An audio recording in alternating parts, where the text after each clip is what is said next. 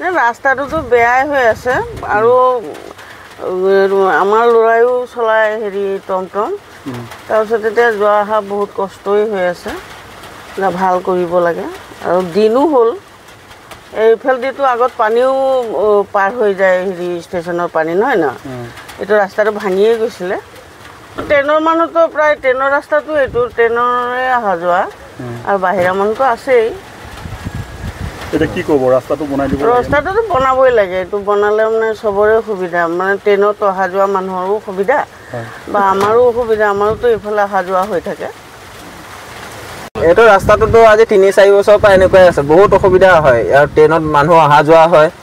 হেৰি হয় কিন্তু এইটো ৰাস্তা বহুত একদম জমৰ ৰাস্তা নিচিনা হৈ আছে এইটো বনাব লাগে অতি সোনকালে এইটো যিহেতু এইটো চেণ্ট্ৰেলত পৰে ৰেলৱে ডিপাৰ্টমেণ্টে এইটো বনাব লাগে আৰু বহুত যাত্ৰীৰ অসুবিধা হয় অহা যোৱা স্কুলীয়া ল'ৰা ছোৱালীও যথেষ্টখিনি আছে আৰু আপোনাৰ বহুতখিনি সমস্যাৰ সন্মুখীন হয়